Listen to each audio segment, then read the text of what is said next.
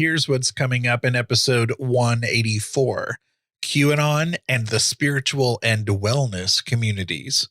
How can you go out and say that you're this love and light person and then be involved with this group of people who are clamoring for public executions? And so the evangelicals will deny the racism aspect of it. They'll say, of course, I'm not racist. I have nothing to do with that. This can't have anything to do with race. And the racists like it because it is. It's a way of taking back our country. And so QAnon comes along and it's like, hey, don't worry about all the chaos in the world. It's all under control.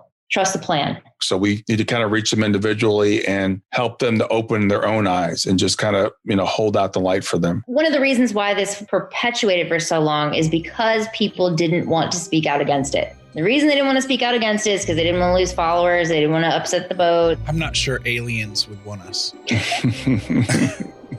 don't think so either.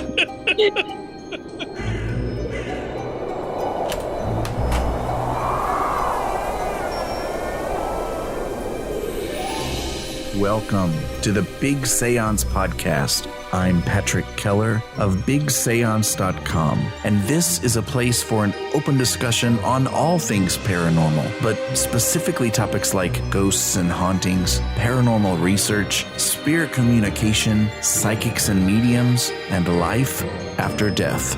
So basically, anything that pops up in my paranormal world. The candles are already lit, so you might as well come on in and join the seance. From USA Today, the QAnon conspiracy theory, which the FBI has called a domestic terrorism threat, is based on unfounded claims that there is a deep state apparatus run by political elites, business leaders, and Hollywood celebrities who are also pedophiles and actively working against President Donald Trump. The now former President Donald Trump. That's me jumping in. It includes the belief that Trump is secretly saving the world from a satanic cult of pedophiles and cannibals and has been linked to some violent crimes across the country. And this article is pre-January 6th, by the way. Now I'm going to jump to Wikipedia, which says QAnon is commonly called a cult and commonly asserts that Trump has been planning a day of reckoning known as the Storm, when thousands of members of the cabal will be arrested. QAnon supporters have accused many liberal Hollywood actors, Democratic politicians, and high-ranking government officials of being members of the cabal. They have also claimed that Trump feigned conspiracy with Russians to enlist Robert Mueller to join him in exposing the sex trafficking ring and preventing a coup d'etat by Barack Obama, Hillary Clinton, and George Soros. The QAnon conspiracy theories have been amplified by Russian state-backed troll accounts on social media, as well as Russian state-backed traditional media. After Trump lost the election to Joe Biden, updates from Q declined dramatically. QAnon beliefs became a part of attempts to overturn the election results, culminating in the storming of the United States Capitol, which we all know was this past January 6th, 2021. Ash Riley of InMySacredSpace.com is a friend of the show and has been a guest several times. Through an article she wrote, I learned something I didn't really know. The article is titled, Why QAnon Infected the Spiritual and Wellness Communities. Again, I had no idea. And since a big chunk of this audience would identify as members of that community, Ash suggested we jump in a brand new triangle table with former guest Brian Smith. And if you're wondering, a triangle table is what we call a 3-person round table around here. Ash has this to say in the opening of her article. We already know how QAnon spread through the wellness industry, passed along by evangelical influencers indoctrinating widespread audiences. But a lot of people are still scratching their heads about why it spread the way it did. Several people have made comments on my social media posts recently that they just can't wrap their heads around the connection between QAnon and spirituality. How is it that New Agers, yoga moms, neo-Nazis, evangelical Christians, and a slew of other unlikely comrades all ended up under the spell of a conspiracy narrative that positioned a man of highly questionable character who clearly suffers from textbook narcissistic personality disorder as both a light worker and the man saving the world's children from elite satanic cannibalistic pedophiles?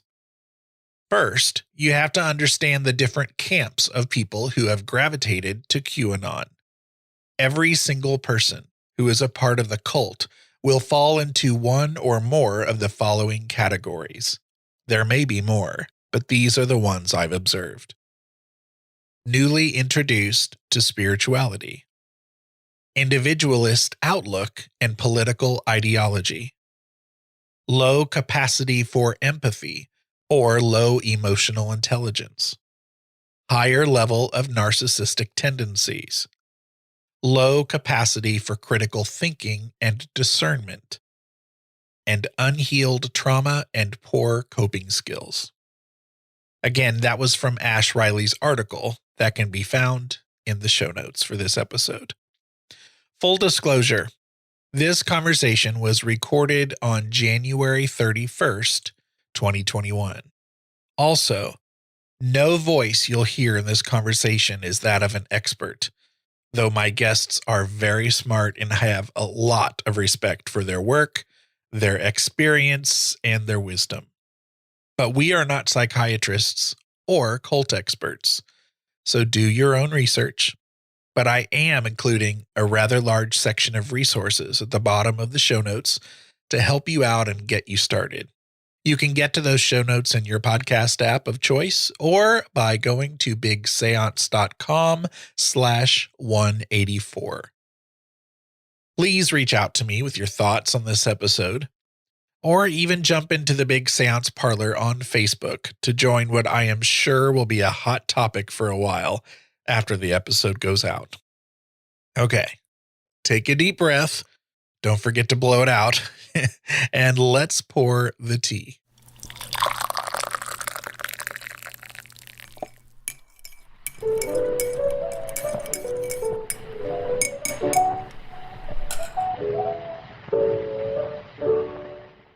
Ladies and gentlemen, I have with me for another wonderful conversation. In the past, we've been known to call these triangle conversations. What do we call them, Ash? Triangle? I think we called it a triangle table. A triangle table. That's right. Instead of a round table, it's a triangle table. It is Ash Riley from InMySacredSpace.com. And I have with me also Brian Smith, who is the author of Grief to Growth and is the host and producer of the Grief to Growth podcast, who you can find at grief2growth.com. That's the number 2, by the way. But Brian and Ashley both were my guests in episode 172, and we talked about spiritual bypassing. And we are going to have a really honest and very timely discussion that is, I would guess, very similar to spiritual bypassing. But if I'm wrong, I'm sure Ash can tell me. And Ash is the one who proposed this conversation. And I was very glad to play host, but I'm also glad that Brian and Ash have the brains and the wisdom and are great at conversation like this. And so I just can't wait to jump in the middle of it and watch it go. Ash, why don't you kind of introduce what you proposed for a discussion and tell us what we're going to be talking about tonight. Sure. So, after what happened on January 6th, where a bunch of people attacked the Capitol building, QAnon was very involved. I had recognized that QAnon was going to be a problem early in 2020. And I think I kind of wrote a post about this, but I had not heard about QAnon for the last I know it's been around since like 2017. I was in a cocoon for most of the last 4 years, not paying attention to the world, just kind of like taking care of myself. But, I sort of reemerged when the pandemic hit. And it was at that point when kind of like all the conspiracy theories started flying around about COVID and some of the, the weird claims about it, how it was genetically engineered and all of this stuff. And I had a lot of friends sending me posts about the conspiracy theories and kind of like asking me my opinion, because I think they were a little bit just like afraid. And I'm always kind of everybody's voice of reason in a lot of ways. Yes. And I also have to work for, I'm a science writer for my day job. So I do have some, ability to look at information from a scientific standpoint or a critical thinking standpoint, at least. And I had a few friends start to send me some of this QAnon stuff. And I immediately kind of recognized that this was going to become a terrorist organization. I recognized they were using the same recruitment tactics as terrorist organizations, the same radicalization type stuff. The rhetoric that was kind of coming out of those groups was very violent. And I just kind of had this bad feeling in the pit of my stomach that this was going to go the direction it ended up going. And all through the year, just kind of like looking around at the spiritual community on social media and seeing people kind of fall into this and promote it was just, it was blowing my mind. For a while, like I almost felt like I needed a support group because like people that I had, somewhat respected for a while had got drawn into it. And I just couldn't wrap my brain around, how can you like go out and say that you're like, this love and light person and then be involved with this group of people who are clamoring for public executions. Those two things don't go together, I just kept observing because even some people in like, some of my closer circles and some people in my own Facebook group had gotten into this. And so I just kept observing the people around me who were involved in it. And by the time the events of January 6th happened, like I felt like I had a good read on what was going on. And I had started making some posts about it, and all kinds of people started commenting and saying, I can't understand how can spiritual people be involved with this. And so I decided to just kind of lay it all out in a big, long blog post and kind of give people the sort of the background of what's happening in the world right now and in spirituality specifically, that kind of led to this, how the pandemic played a part, and then sort of like the psychological profile of the people who have gotten involved with it. So I posted that a few weeks ago, and more people have just kind of been sending me things and telling me stories. And one of the reasons why I came and proposed it to you guys was because someone recently sent me a link to someone on Facebook she's gained a following on social media because her son passed away, and she's been doing some channeling messages from her dead son. And she's also sharing all of this kind of QAnon content with her followers. And it just, that in and of itself, something clicked because, you have a person who has created sort of a sense of authority in the spiritual community, built an audience. And that audience isn't just like your average person. It's probably other grieving parents who are in a very vulnerable state, who are looking for answers, who have sort of like this open mind. And then you've got this authority figure who is feeding them this conspiratorial content. It's opened them up to a form of spiritual abuse to a degree. Are we talking about the same community you and I were a part of for a while and No, actually, this is a different one, but I think that person was in it. Yes. So I think that there's a lot of dynamics going on here that are prevalent in the spiritual community that need to be talked about anyway. And all of them have sort of come together in this perfect storm that created an opportunity for QAnon to take hold and spread like, COVID itself. It really has become sort of this mental virus, so to speak. And the article that Ash is talking about that she wrote is called Why QAnon Infected the Spiritual and Wellness Communities. And we'll put that in the show notes. Brian, you were very willing to jump in this conversation. What were your thoughts with what Ash proposed? Well, my thoughts was when I saw Ash's article, I thought it was fascinating, first of all. And the thing is, we're talking about QAnon tonight specifically, but what I got, the broader thing I want to talk about is how people that get drawn into spirituality can be drawn into other things, and how you can become vulnerable. And that's why I like what Ash laid out in her article was these common traits that we have when we get drawn into spirituality, and how it can lead to this abuse, which can take us down this path of, if you believe this, then you can believe this. And if you start to follow this person and they propose this, then you're going to follow whatever they say. So it's a very interesting, look at psychology, sociology, and something that we all need to understand as we start to open ourselves up to certain things, to learn to still be discerning and to know where to draw the lines and how to think for ourselves. And as we're all saying here, we look at this thing like QAnon, which is just so extreme. But there's a lot of this that goes on in the spiritual community. There's a lot of this spiritual abuse that goes on at a lesser level. And QAnon gives us an opportunity to really focus on it, in a particular circumstance that we can see that's infecting our entire society. I had known about cults and spiritual leaders, like there's the Sweat Lodge guy, James Arthur Ray, where people put their faith in him and then people died in the Sweat Lodge. And then there's I think of that West Coast kind of, there have been a lot of cult leaders there. And so I've always kind of I joke, and I remember telling my husband before, okay, I'm open to all this spiritual stuff and I'm into it and I'm into the paranormal, but I was like, you'll let me know if you see me going down some scary road, right? Yeah.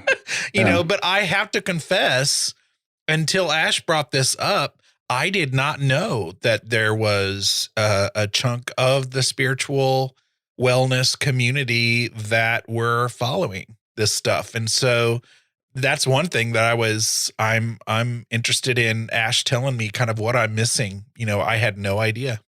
Yeah. I mean, there's the media has been writing articles since last summer about how QAnon specifically spread through the wellness and yoga community.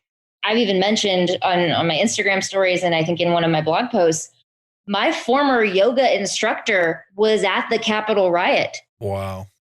This is a guy who sat in class and quoted Osho and talked about enlightenment.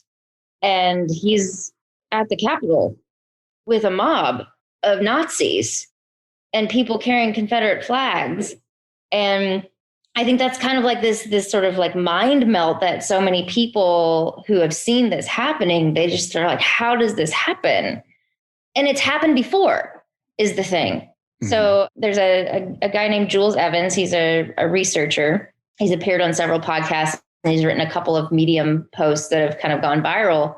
One of which is called Nazi Hippies. And he basically outlines the history that the Nazis had with mysticism and spirituality. And some of they had eco-fascist ideas, they had astrology, they were using all of this stuff as part of Hitler's regime. So it's happened before. If you go far enough right, you just kind of end up looping back around to the far left in some degrees. We just make a big circle. So I think understanding that overlap is the missing link for a lot of people. And the link there is individualism.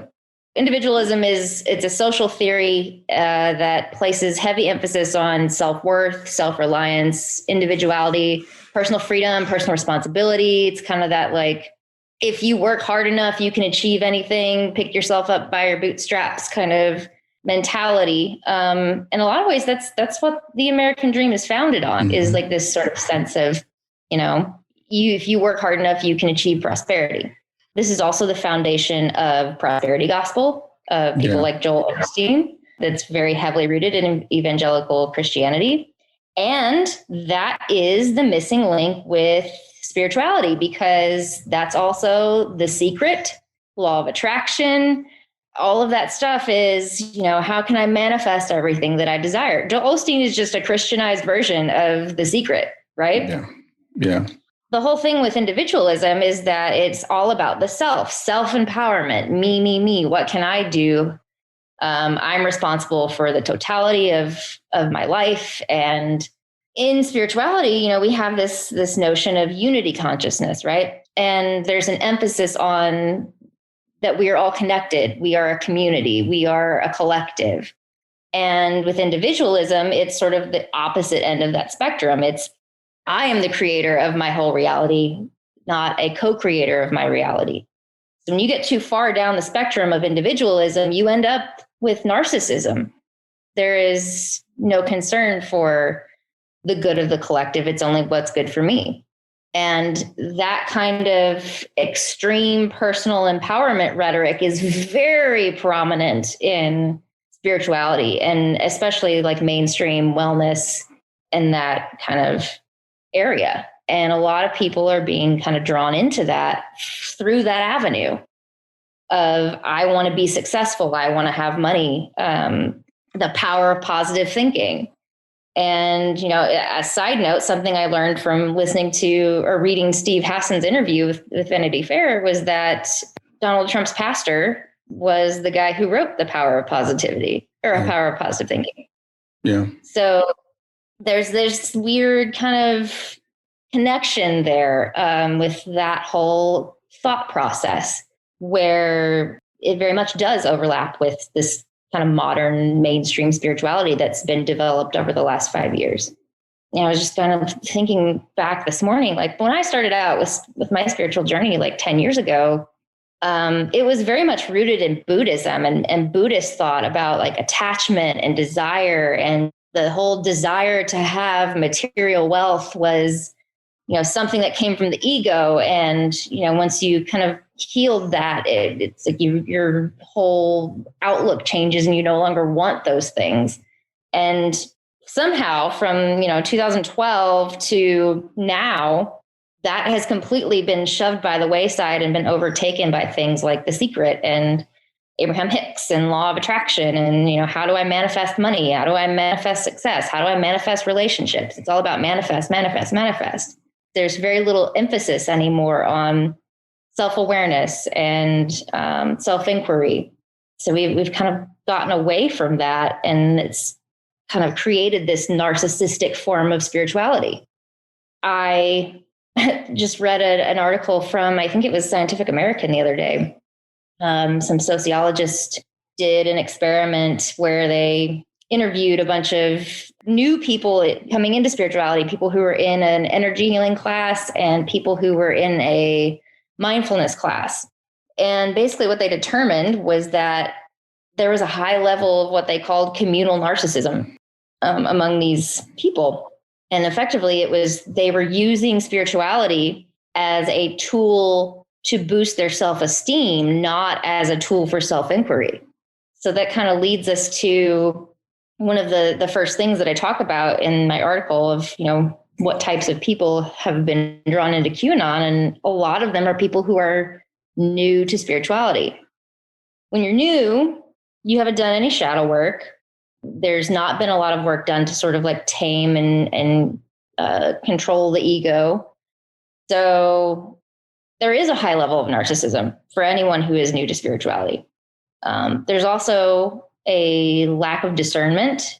Just because everything is new, you're willing to consider anything, and you haven't learned how to weed through the craziness that's out there yet. And that makes you open and vulnerable to a lot of stuff that you probably wouldn't normally be open or vulnerable to. Just kind of why I was like talking about the person before who was sharing the QAnon stuff with her followers who were like grieving parents. They're doubly vulnerable because they're in a state of grief where they're looking for answers from an authority figure. They're new to spirituality, so they're reevaluating their whole view of life itself. And then they're looking to this person to guide them. And this person probably hasn't done a whole lot of shadow work either. So it's like the blind leading the blind to some degree. And that's a big problem that we have with people being able to appoint themselves as spiritual authorities on platforms like Instagram and Facebook. Just because you've built a following doesn't necessarily mean that you are a good leader or that you are qualified to be a leader.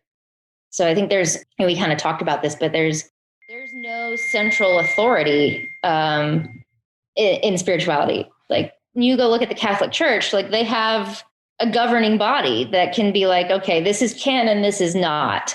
And, in some ways that can be a good thing because they can kind of keep the crazy people under control. And in other ways it can be a bad thing because a lot of times they just cover stuff up. And then when you come and you look at our community, we have no central authority. And it's a beautiful part about it because it encourages us to think for ourselves and to find our own path. But at the same time, it means that literally anybody can say whatever they want. And if they're harming people, there's no one to hold them accountable except for the rest of the community. So I think a big question for a lot of us is, how do we start to hold people accountable in the spiritual community who are harming people with their messages, QAnon or not? We talked about spiritual abuse a few minutes ago. Spiritual abuse is a very prevalent thing in the community. Like I created a whole post with different examples of it. And people were like, oh my gosh, this happened to me. Oh my gosh, I remember when that happened. I've experienced it. I've seen it in, a large group setting. I've seen it on other people's comments. It's a thing that we have to start talking about it more, and we have to start making people aware of this stuff. We have to start being more responsible about the messaging that we put out as a community, and we have to start taking care of each other. Brian? Yeah, I want to echo a lot of what Ash said. My background is Christianity. So I come from, kind of evangelical background. So I've always wondered how evangelicals can follow some of the things that they follow. And I'm fairly new to the spiritual community the last 5-10 years, the kind of the new age movement, to use a term, I guess. But I have noticed a direct parallel between the prosperity gospel and the law of attraction, between like Norman Vincent Peale with, the power of positive thinking and this idea that we create our own reality. And this individualism, which is the exact opposite, as you said, Ash, of Buddhism, which is about the collective, or what Jesus taught, which was about we're all one, we're all in it together and taking care of each other. So it's taken this really great thing and kind of corrupted it in this individualistic, narcissistic thing, which is, I hate to say it, it is the American dream, that we can pull ourselves up by our bootstraps so we can create our own reality. And that is, I think, what these things have in common. So I was kind of surprised when I read Ash's article that these spiritual people are falling into the same thing as some of the evangelicals or the Christians are. But on the other hand, it does make sense, because if you line up this prosperity gospel and the law of attraction, they're the same thing in different packaging. And it's all about taking care of ourselves and about manifesting for ourselves and about what we as individuals, can achieve as opposed to what we as a collective can achieve. And that leaves us vulnerable. And I also love what you said in the article, Ash, about the idea of no central authority. That is a great thing on the one hand, because we were taught to think for ourselves. But on the other hand, how do we control this wildfire that's going through our community when there's nobody to really stand up and say, you've got to stop this. We've got to start, having some discernment. Because people, if they believe one crazy thing, they can believe another crazy thing. And frankly, in a lot of religions, they teach us to believe crazy things. So it leaves us vulnerable when somebody else comes along with another crazy thing. So it's a real problem, and we're seeing it play out right now. One thing that I just, in watching the news with and learning of QAnon and hearing about, in general, the QAnon community had this big letdown, I guess, when the inauguration of President Biden happened. And It's funny. Like I'd seen it online, but I'm also seeing on the news, and they really were let down. And there were these people that are just traumatized by, well, we thought this was going to happen, and how come it didn't happen?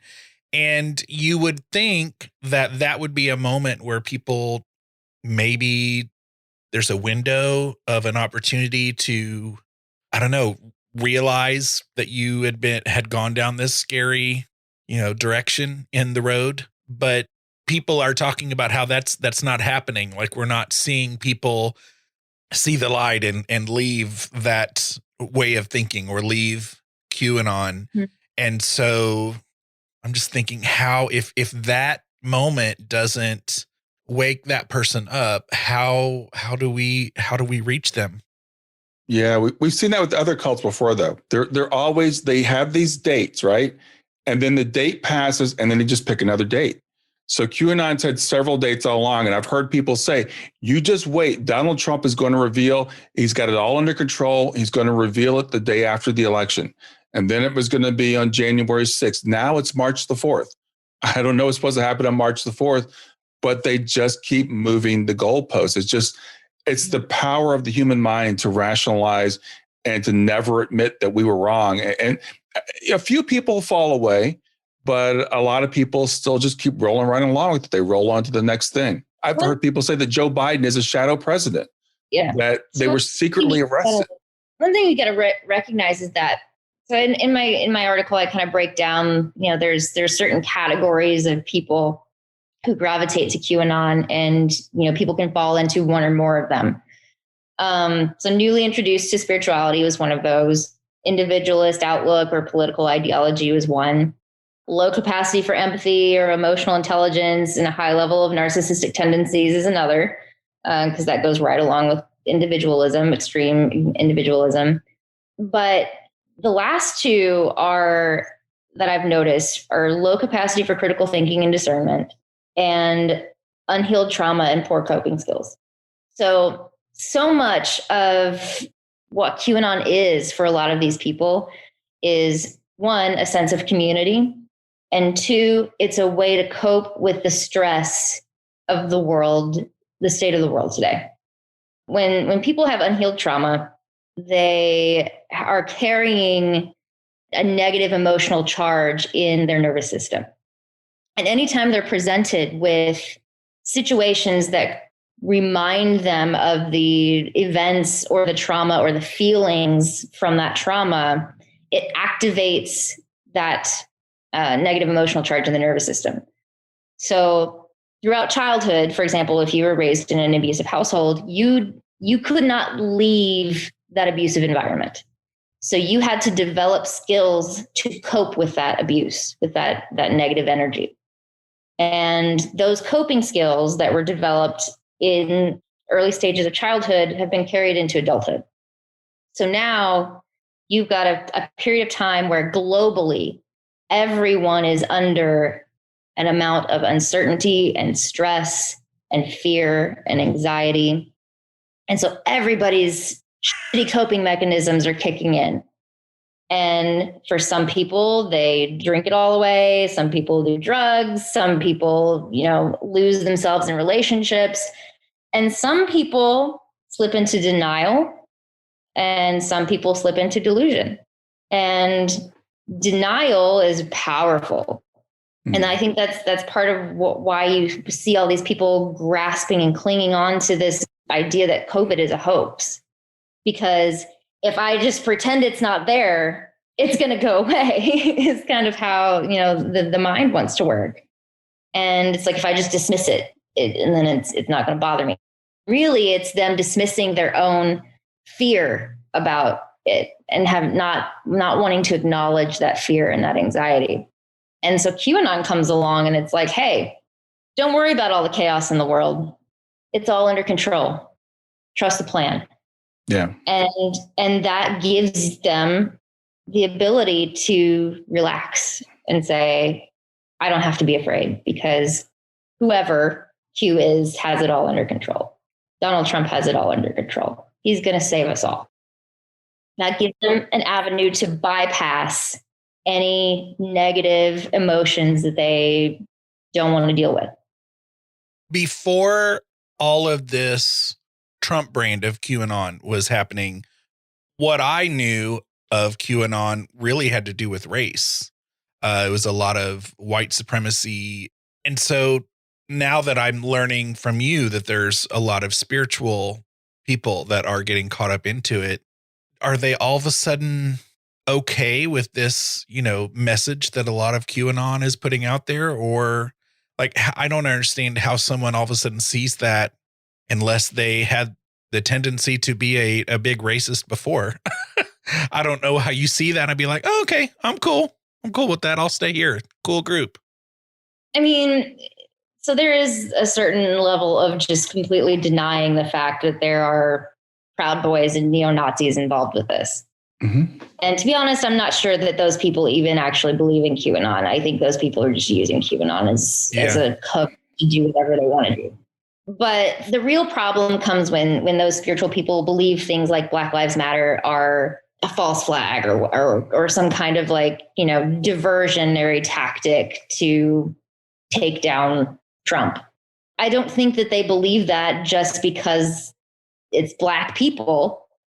I think they believe that because that's what they've been told, but they aren't making the connection that, oh, this might also be a race thing, Yeah. And that's the problem with subconscious bias. People are not aware of their own bias. And that's just kind of like the nature of it. And due to these people's lack of willingness to actually sit down and self-reflect, they're never going to become aware of that bias.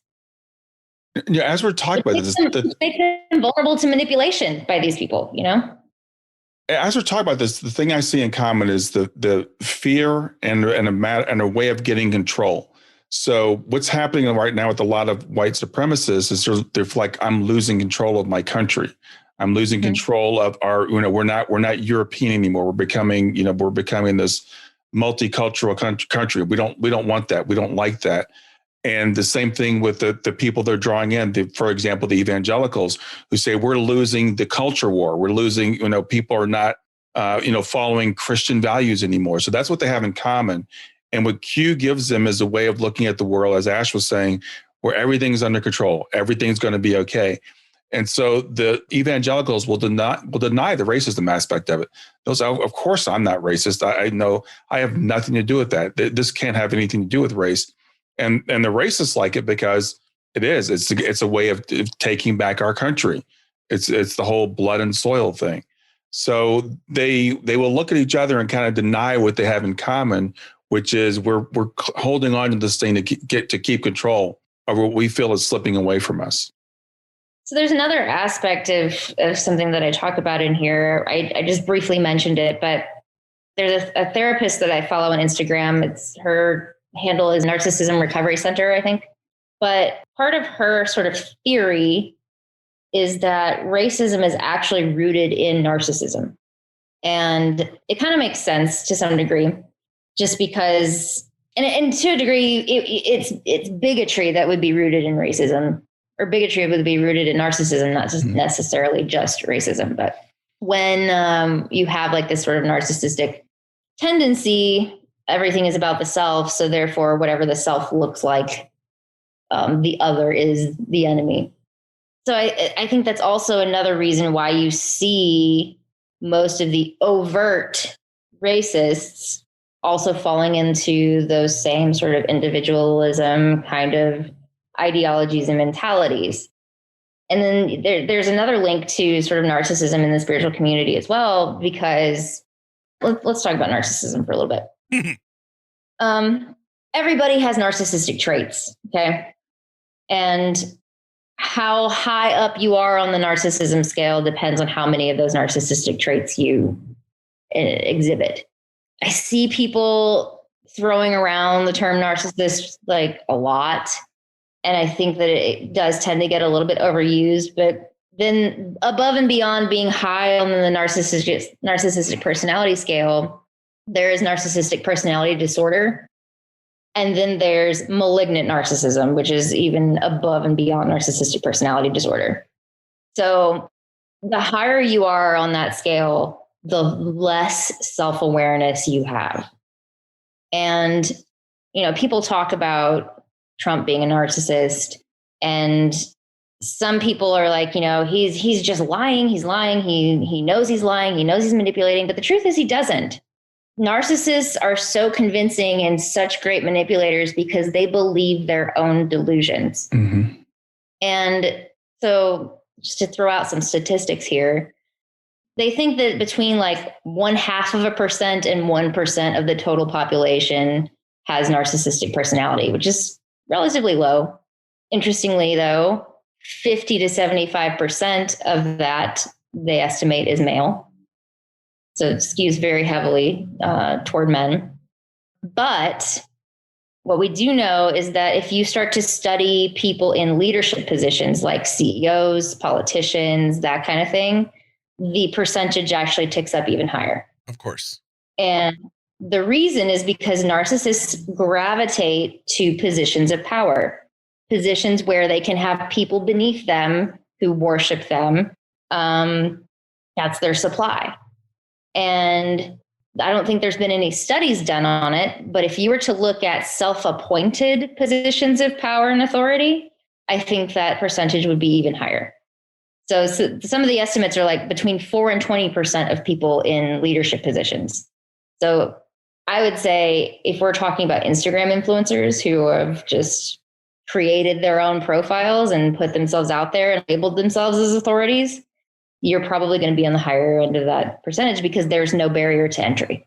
They don't have to achieve anything to create that persona. And there's a lot of that in the spiritual wellness community. A lot. Yes.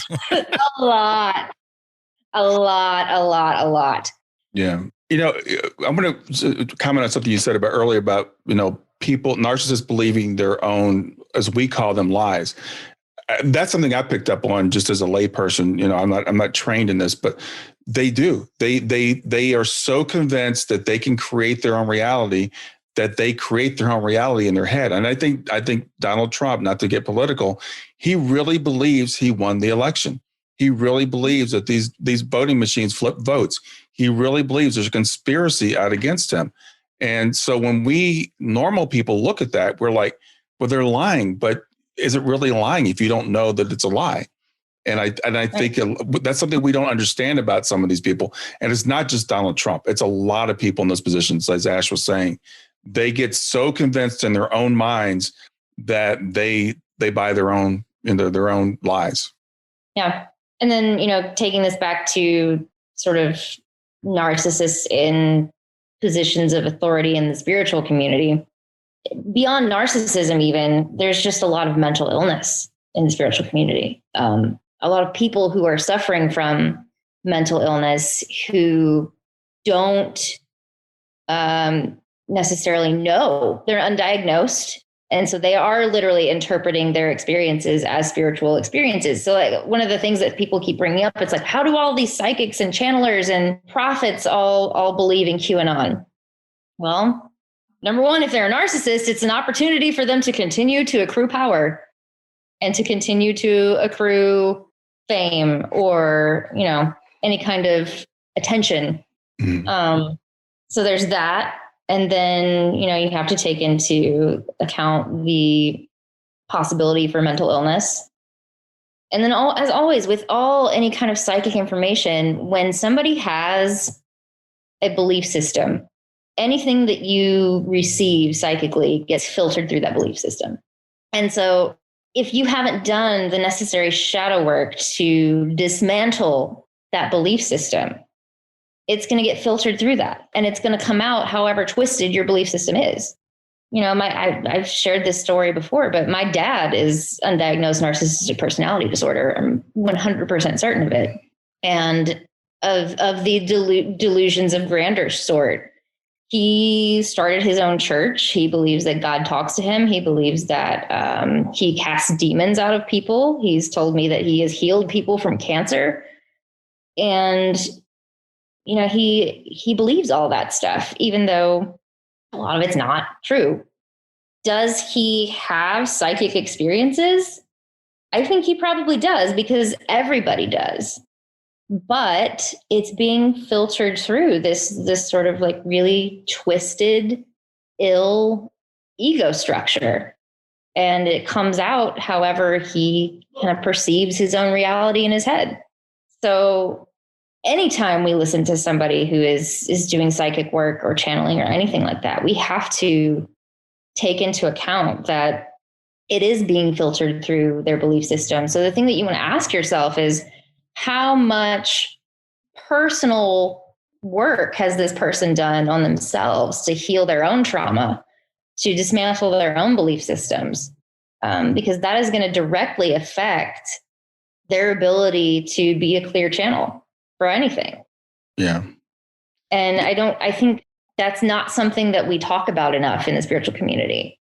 I know even from personal experience, like just when I was starting out, I saw all of these people come in who had just discovered spirituality, like, 3 weeks ago, 2 months ago. And all of a sudden, in 2 or 3 weeks, they're doing psychic readings for people. And there's been absolutely no amount of discernment or integration or anything. They're literally just jumping right into it and giving people readings. And it leaves people vulnerable to being manipulated because, again, like I've said, anytime somebody says, oh, I have psychic powers, people who don't know any better automatically view that person as an authority. Automatically. Because it's like, oh, they have a connection to this thing that I can't tap into, so they must know what they're talking about. And they don't. They don't always. We are so quick to give up our power to someone else. And whether it be a medium in the spiritual community or a pastor in a church. And we think that they have a special connection that we don't have, as you said, Ash. And we need to learn to be more discerning that person is just a human being. And they've got the same filters and biases and problems and things that we do. And even though they may be really, really gifted in one area, it doesn't mean they know everything. Because I've seen people who are mediums, for example, and they may be a fantastic medium, but it doesn't mean they know anything about politics. So, they may be able to connect with the dead. That's great, but it doesn't mean they have any idea of what's going on in the world. So I think, as we talk about getting into solutions for this, one of the things I'm thinking of is we need to take power back for ourselves and to have our own discernment, our own understanding, and look at people critically and what they're saying critically, no matter who they are, whether they're, again, a pastor, a medium, whatever. Brian, Ash earlier was talking about or worrying about those suffering from grief being susceptible to, being presented to some of the QAnon things. As you are very familiar with the grief community, have you seen anything? Yeah, not specific to QAnon, but as Ash was saying that, here's the thing that I was thinking. So when people come to me for help with their grief, a lot of times I'm trying to teach them a whole new worldview, a whole new paradigm. Like we are eternal spiritual beings, et cetera. So I'm introducing something that's new to them. So how do we know where to draw the line? And so people are vulnerable because now it's suddenly like, okay, well, this thing I thought was right, that I based my whole life on, that I just knew that there's this judgmental guy that's going to send me to hell and the Bible is absolutely correct. And they say, well, if that's not true, then what else isn't true? So it does make us more open to like everything. So we have to learn how to open up the valve a little bit, right? And still be discerning and still test everything, as the Bible says, test the spirits that come to us and not just open ourselves up to everything. So that is a real problem as we're starting to open up spiritually, which grief does. Grief cracks us wide open, and grief makes us question everything about our lives, everything about the world. And we're really open to, we can be open to almost anything. So I can see how someone, that's fallen into grief could fall into these things, because the other thing is, as I was saying earlier, it gives us some sense of control, some sense of, there's something that we can just like hang our hats on. So I could see people being really vulnerable to it. And they're also vulnerable to some of those psychics and channelers that I was talking about, who just swooped in and after 3 weeks are like, yeah, I'm totally channeling dead people, pay me. Yeah. But to some degree, like discernment has to be developed. And some people are just natural born critical thinkers. Like I tend to be a very grounded and skeptical person by nature, but that's not everybody. A lot of people have a certain personality type that's more susceptible to being led on than other people for whatever reason. So one of the things that I've also noticed that I think is interesting, I was having a conversation with a friend who we were talking about the 12-step program. And she was telling me that, one of the reasons why the 12-step program works so well is because you have people in the group who are more experienced, and those people ground the group. And they're the ones that kind of, serve as that anchor to provide guidance for the people who are newer. And in one of those groups that Patrick and I were talking about earlier, I recognized it was all new people. Everybody in that group was new to spirituality. There were very, very, very few people who had been around for a while, who had really done the work and had integrated a lot of this stuff. And that included me. That was right early on in my journey too. Hey, me too. So because there was no one there to sort of offer this level of guidance and grounding, the whole group was just ungrounded and so out there, such a lack of discernment. And, there were some people in there who were like me, who were very sort of skeptical and were like, well, wait a minute, let's think about this. But we didn't have the experience or authority to really make that much of a difference.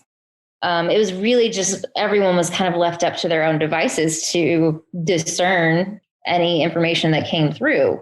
So I think that is also a part of what's happening right now with the whole QAnon thing as well. Spirituality has become incredibly mainstream in the last, 5 years or so. Back when I started this, it was like, people were still chasing us out of town with pitchforks like weirdos. Yeah. And you kind of hid out in the closet. And now there's like people all over Instagram with their, spirituality is out there and it's open and celebrities are into it and it's popular. So you have sort of like this mass collective awakening happening, and all of these people who are new to this and their minds are completely open, just like you were saying. And there's very few solid, grounded voices out there to guide them. A lot of the people that they are looking to are only like maybe a year or two ahead of them, who have created this beautiful Instagram presence that makes them look like an authority, but they aren't that much further down the path than the people behind them.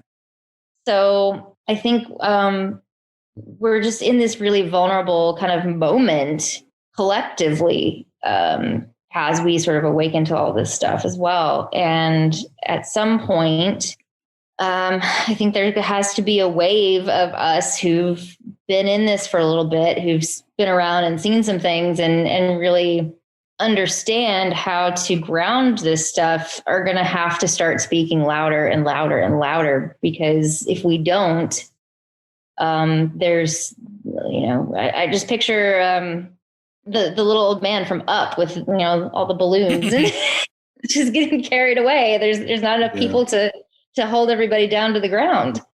I think, as Americans, we've done a really bad job of teaching people critical thinking skills. I mean, that's what we should be teaching in school, is people how to think critically, because we hear some of these conspiracy theories and they don't even make any sense.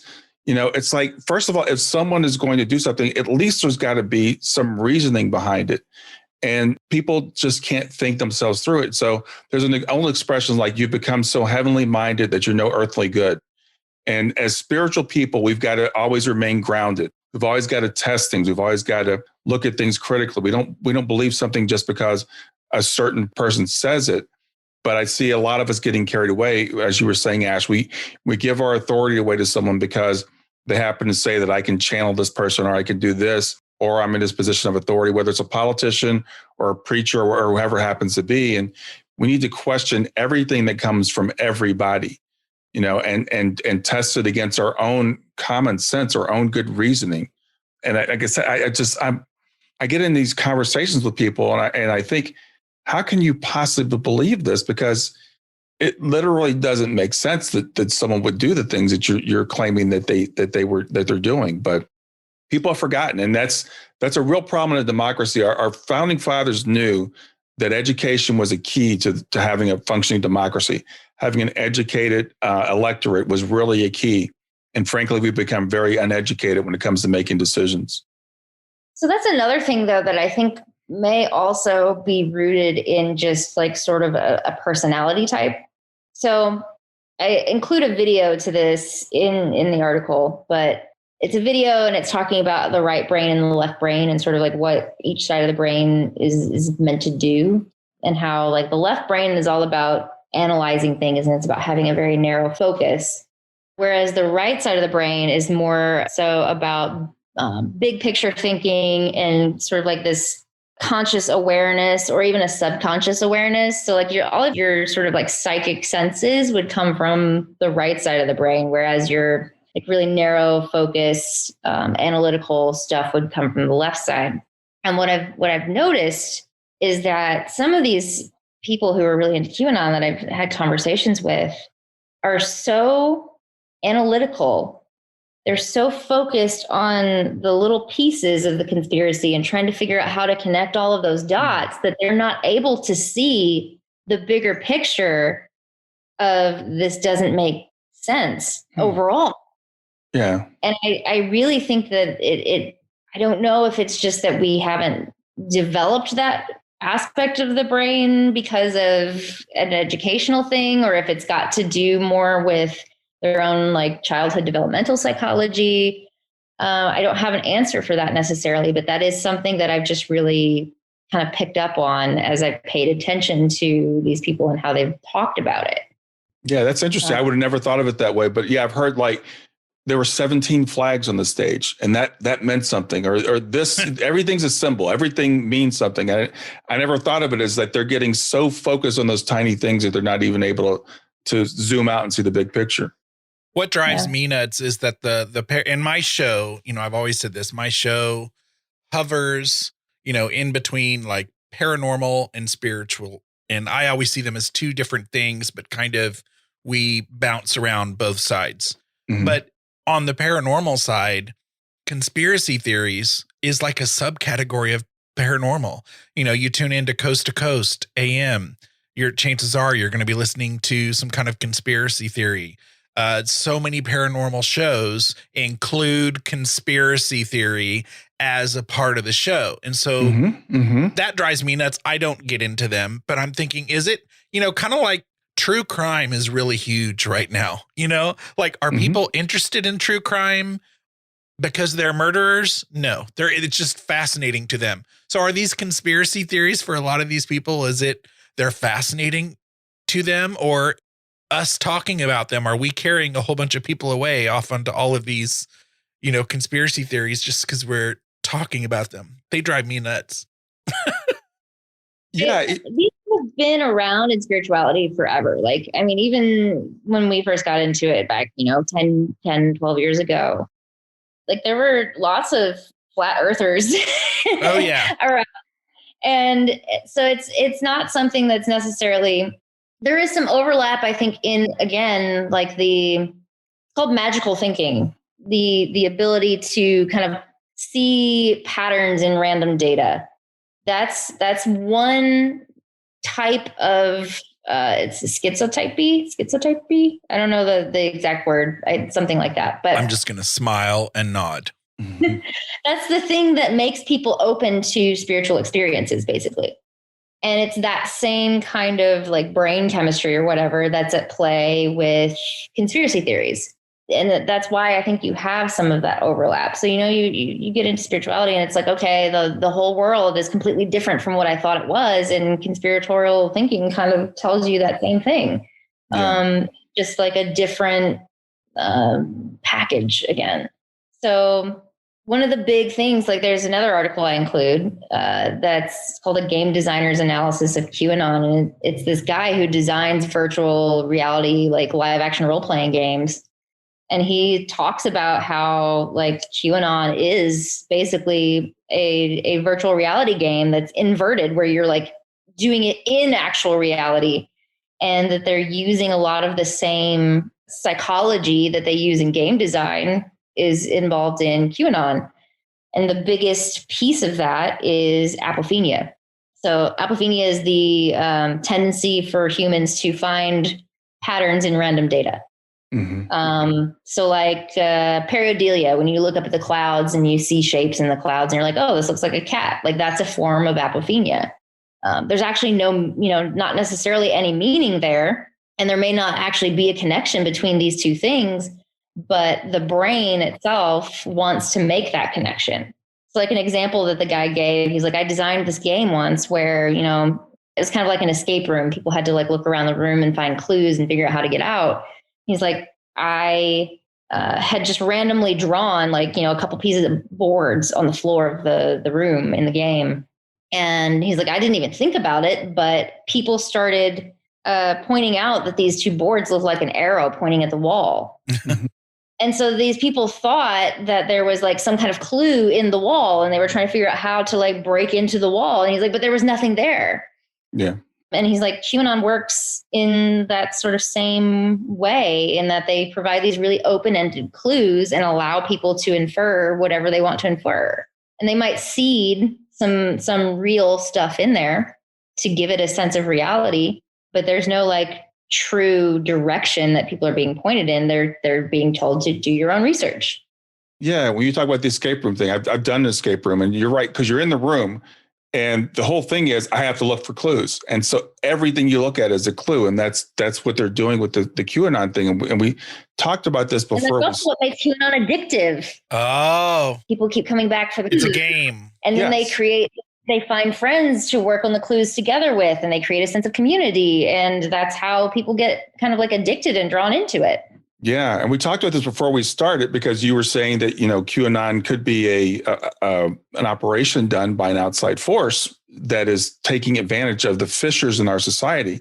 And it's being played brilliantly, because it is. I mean, people are getting addicted to it, and they go down they get on YouTube and they just spend hours going down these rabbit holes, and one video leads to the next video. And then they get on Reddit and they have these, and then it's a self-driving type of thing that becomes an obsession for people. So we need to figure out how we can help people wake up from that, break out of that and start thinking for themselves a little bit. I definitely think that we got to talk about like what's the action items for the community. Mm-hmm. Like number one, we have to stop the bleeding. We have to start to, one of the reasons why this perpetuated for so long is because people didn't want to speak out against it. The reason they didn't want to speak out against it is because they didn't want to lose followers. They didn't want to upset the boat. They didn't want to do whatever. And then it just got out of hand. So people have to start to really, I think pretty much everybody's already like picked a side at this point. But I think people have to start being more vocal and not just, denouncing it. Like that's one thing. But you also have to start pointing out how like the things that are the values that are being espoused by QAnon, how are those things completely out of alignment with spiritual values? For example, you're talking about basically murdering people. Like, even though you think they're bad people, doesn't spirituality tell us that we're all one? Doesn't spirituality tell us that fear and evil are illusions? Doesn't spirituality tell us that the reason why people become evil or whatever you want to label them is because they themselves have been hurt? Where's the compassion? Doesn't spirituality tell us to have empathy? These are all of these areas where QAnon's completely just like out of line with any form of spirituality, that we would teach. And I think people are kind of like they're not seeing that. So I think that's one thing that we kind of have to do. Another thing that we have to do is to really just hold all of these influencers who are spreading QAnon stuff accountable. Mm-hmm. One influencer that I follow on Instagram, she goes by the Wellness Therapist. Like she is putting together like a list of Instagram influencers with like 10,000 followers or more. She's like, if any of them have promoted QAnon, give me their name, give me the names of their sponsors. And she's like, I'm creating a petition. We're going to petition all of their sponsors to drop them. So people are kind of starting to organize around it, which psychics and channelers and people in that aspect of the spiritual community don't have sponsors. Right. So it's going to be harder to hold those people accountable. But I think calling it out, because some of them are still kind of like covert about it. Like they'll post something here and there, but they won't outright say something. I started a list in my Facebook group. I'm like, if you have seen people that are promoting QAnon stuff, drop their name. And there were people on there that folks were like, wow, I had no idea this person believed this stuff. So, we're kind of like being really judicious with who we follow and whose content we share. Because like, let's say I go and I share a post that has nothing to do with QAnon by somebody who does follow QAnon with my followers. And then my followers see that post and they're like, oh, this is great. And then they go over to that person's page and then they find something that's QAnon related and they get sucked in. Mm-hmm. I just provided an avenue for someone to go into this, even though I didn't directly promote it. So I think it's really important for us to be really mindful of, who we support on social media. I will not follow somebody that I feel like is out of integrity with my own values. I don't care what kind of content they share. They might have 80% really great content and 20% really shitty content. But if that really shitty content is like stuff that I heavily disagree with, I'm not going to associate myself with that person. And then, the avenue of how do we call people back how do we call people back from the rabbit hole is a whole other conversation. You can't fight this stuff with facts. Right. That's just going to cause people to dig in even harder, and they're going to keep trying to prove you wrong. I just shared something in my Facebook group today. It was another Live Science article where some sociologists did a study, and they discovered that facts do not change people's minds in political disagreements. Right.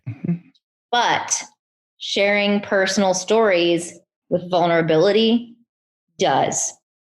So it's all about creating a personal connection and sharing empathy.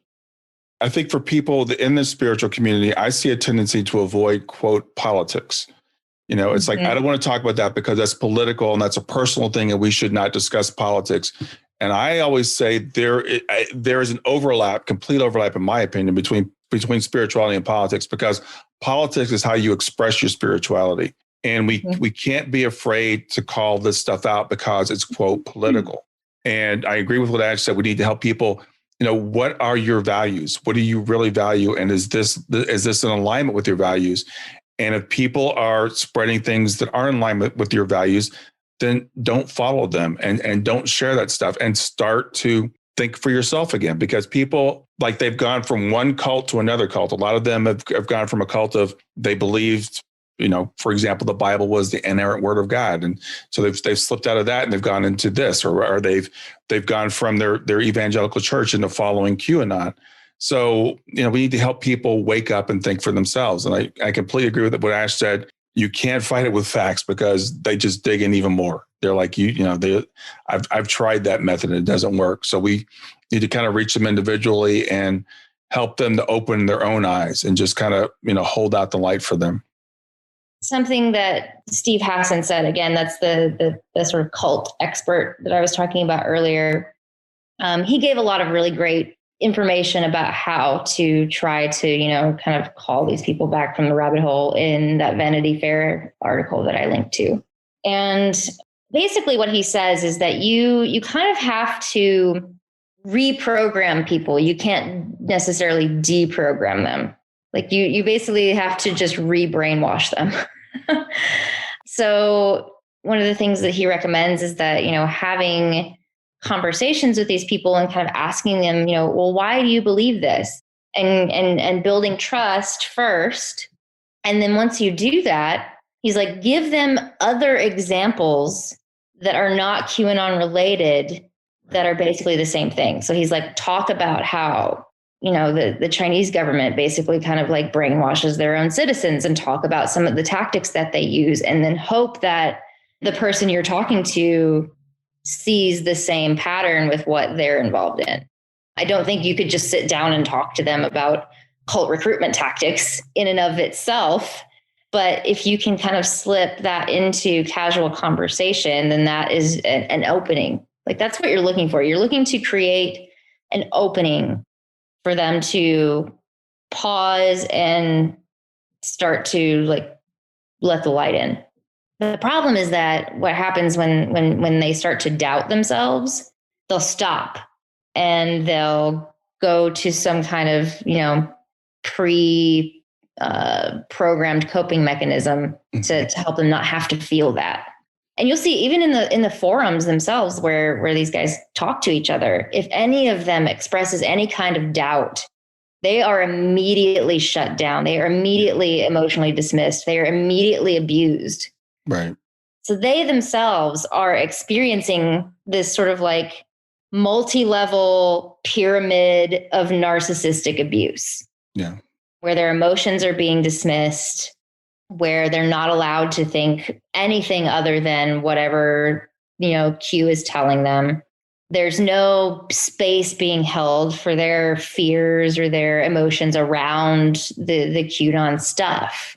So especially right now in this moment where they're so vulnerable because nothing has happened, if you're able to just give them a space where they can talk about those feelings, I think that's valuable in and of itself, because they're not getting that from their communities.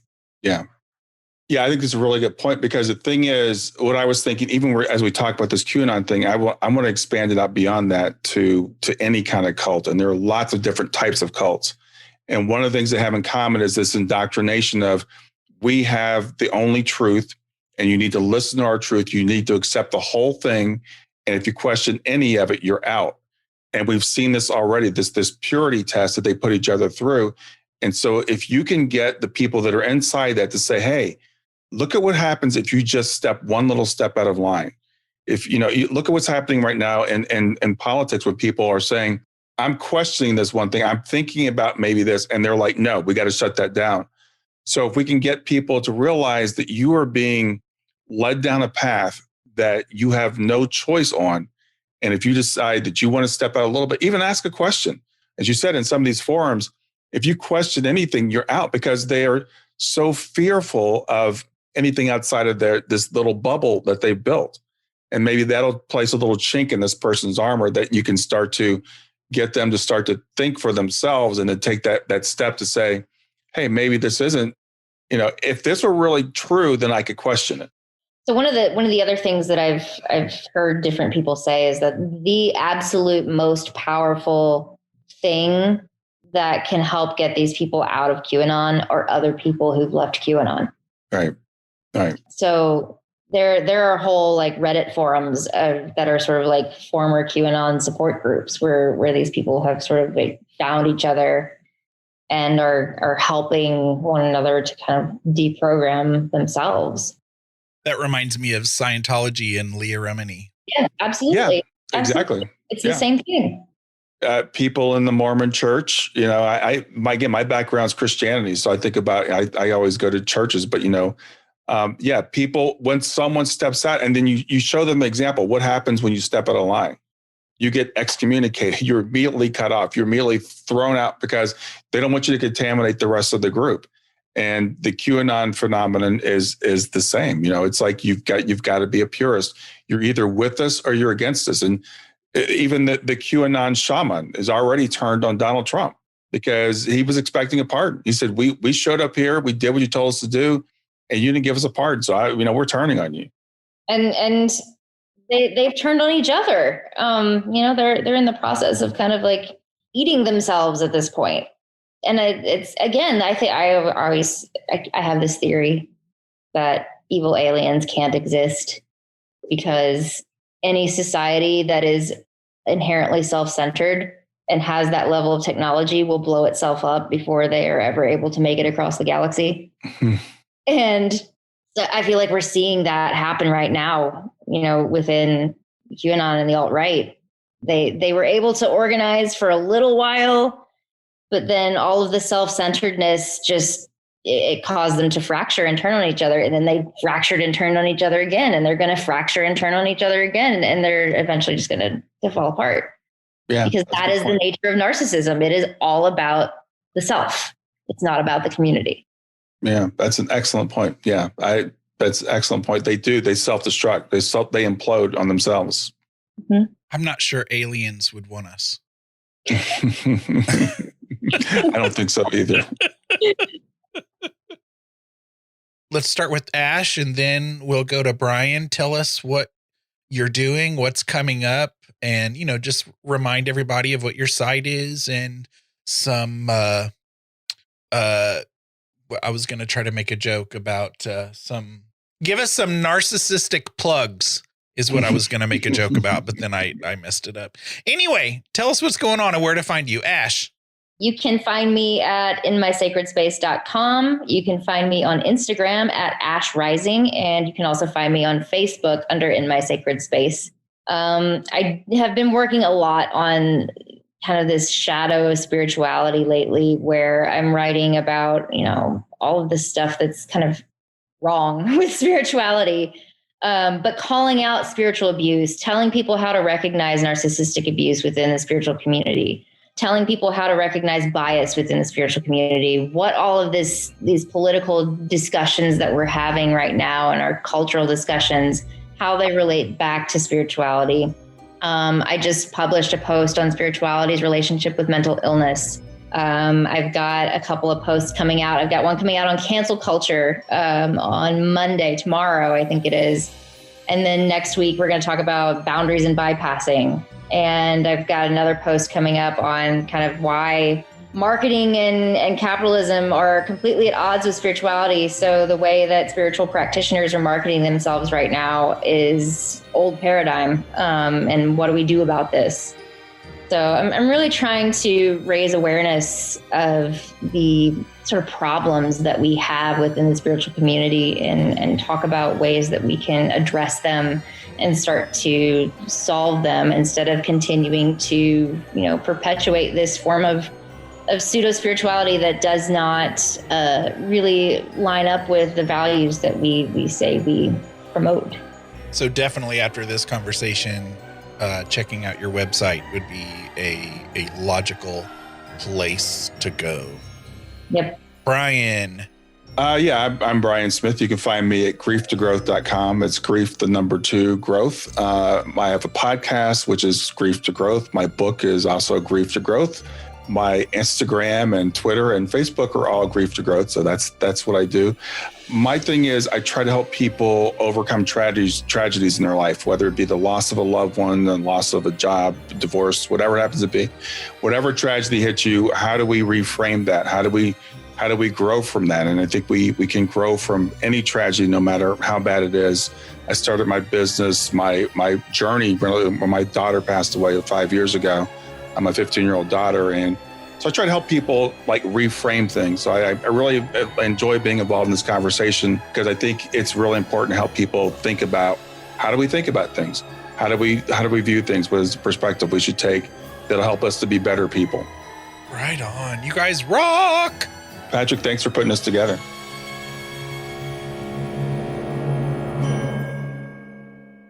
If you are looking for more information or discussion on this topic, a paranerd named Sarah Moon recommended I check out a new podcast, and you might want to check it out too. It's called the Conspirituality Podcast. Here's a quick description of that show.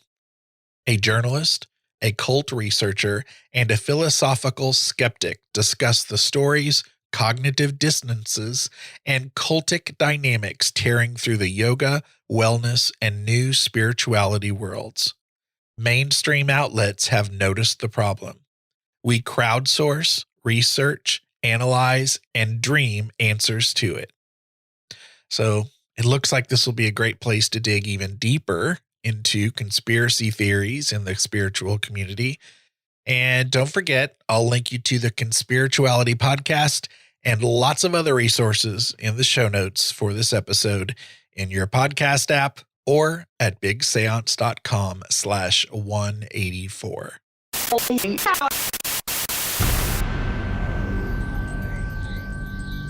Thank you to the following super paranerds who support the show at patreon.com/bigseance. James Deacon, Melissa Armour, Anne Marie Sullivan, Justin J. Justin, Genesis, Natalie, Kim Robb, Jim Budd, Josiel Lorenzo, Susan Davey, Paula Mitchell, and Amy Park Gedicke. My supporters at the Parlor Guest level, who can be found at bigseance.com/parlorguests, are Linda of shimmeringmoons.com, Anne Rekovich of ozparatech.com, Christine Ferrens, Mindy Kentop, Hope Battaglia, Cassie Keller, Diane Rax, Nettie, Dina DeCastro of Dina DeCastro Astrology, Peggy Hagan, Bruce Williams, Lena and John of Carbon Lilies, David Rubenstein, and Norman and Linda Keller.